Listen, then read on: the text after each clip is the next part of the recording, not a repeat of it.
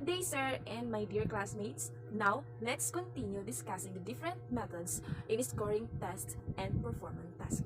So, the eighth method of the scoring test and performance task is what we call the retrospective correcting for guessing. So, this method is a scoring method used in multiple choice exam after the test has been taken. Its purpose is to reduce the impact of random guessing on test takers' final score, providing a more accurate measure of their actual knowledge. So why do we need to use this method? We need to use retrospective correcting for guessing because in multiple choice tests, students can get some answers correct just by guessing. So this makes their score looks higher than what they actually know. This is also unfair to the students who didn't guess or to the students who knew more but they answered honestly.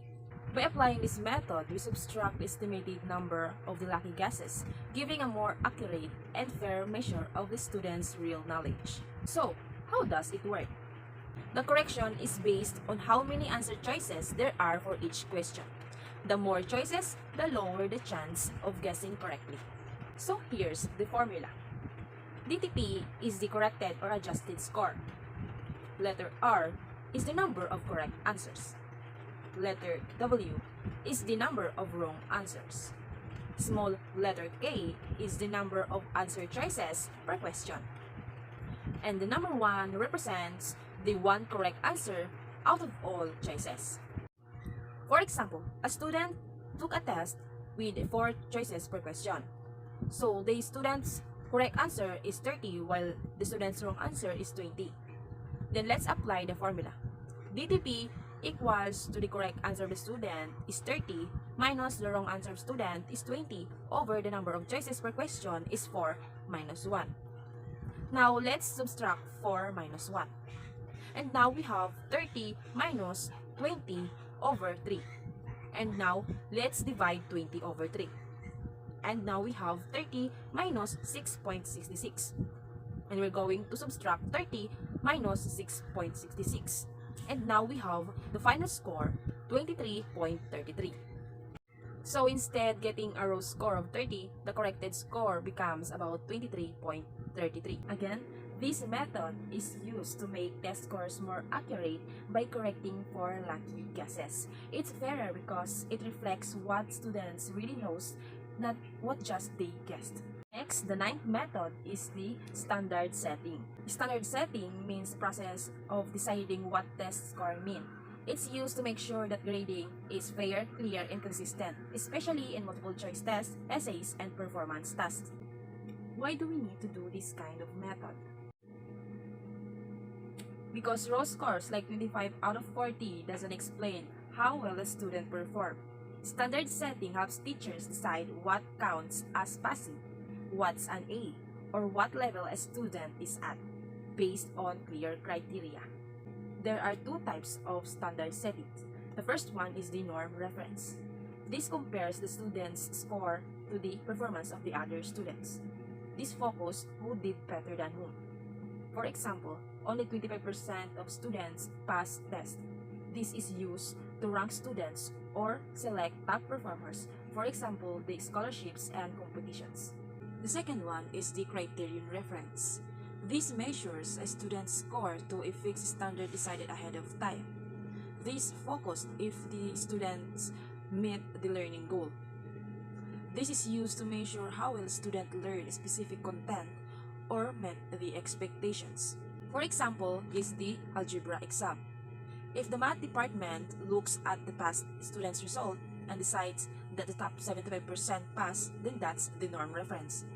And if the school says that the 90 to 100% is equals to A, 80 to 89% is equals to B, and so on and so forth, and that's the criterion reference.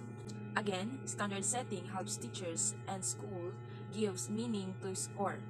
So whether comparing students using fixed targets or the norm reference, or makes grading more accurate and fair to everyone, or the criterion reference. The 10th method is the holistic scoring. Holistic scoring is a method used to grade a student's performance like essays, speech, and presentation. by giving a one overall score based on the quality of the work as a whole.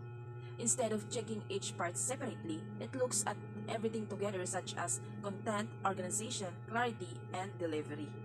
Using holistic scoring is fast, simple, and easy to apply, especially when grading many students. It gives a quick impression of how good the entire performance is. However, it doesn't show the specific parts of the students need to improve. It focuses on the big picture. So how does it work? So here's the holistic scoring levels example. So as you can see in this table, in this holistic scoring levels example, there are two columns. The first one is the rating or the grades, and the second column is the characteristics. So in the first column, the rating or the grade is the A, exemplary, and the next one is the B, satisfactory, the third one is the C, emerging, and the last one is the unacceptable.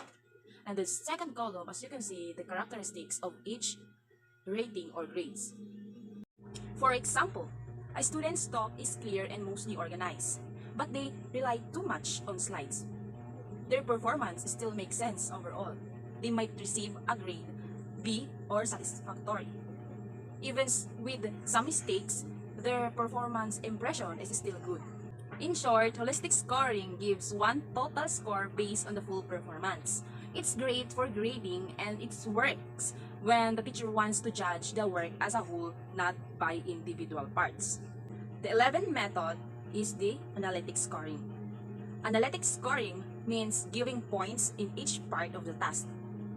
It shows what students are good at and what they need to work on. It is fair, but it takes more time and effort to grade. So here's the example for analytic scoring, the rubric for final research paper. As you can see, there are 5 columns in this table. The first column is the criteria or the indicators. The second column is expert or number 4. The third column is the proficient. The fourth column is the apprentice, and the last column is the novice. So as you can see in this table, this is used to grade the research paper of the student. How to use this rubric? First, read the student's paper. Second, for those each 3 indicators, which is the introduction, methods, and results, and then check which indicators A to C or A to B are satisfied, and assign a score of 4 to for 4, 3, 2, or 1 based on how many of those indicators are met. Third, add the score of the 3 section. Example is this. The introduction is 3, the method is 4, the result is 2. The total score of 9 out of 12. Fourth, provide comments and suggestions each section to help the students improve. This method is created. It was created to give fair and clear grades by scoring each part of the task. It helps teachers see the strengths and weaknesses and show the students what to improve. The 12th method is the primary trait scoring. Primary trait scoring focuses on just one main goal or skill of the student's performance. It checks whether the student successfully met the purpose of the task and ignores the factors like spelling, neatness, and grammar. This type of scoring is task-specific and works best when there's a clear scoring guide or rubric focused on that single trait. For example, the students are asked to write a letter convincing someone to recycle more. The teacher only scores the letter on how the letter persuasive is. It is not focused on the handwriting, grammar, and spelling. It is focused on just how the students persuade the reader. The 13th method is the multiple trait scoring. Multiple trait scoring looks at several features or importance of the student's work, each scored separately. This method checks different skills that the task requires. It helps provides more detailed feedbacks by showing strengths and weaknesses of the specific areas. Each trait, such as organization, content, or grammar, gets its own score. For example, when grading an essay, the teachers might use number 1, content, how clearly ideas explained. Number 2, organization, how well the essay is structured. Number 3, language use, how correct the grammar and spellings are. Each picture is judged on its own, giving a fuller picture of the student's performance. So this is the example of the multiple trait scoring. So that would be all. Thank you and have a nice day. I hope you learned something.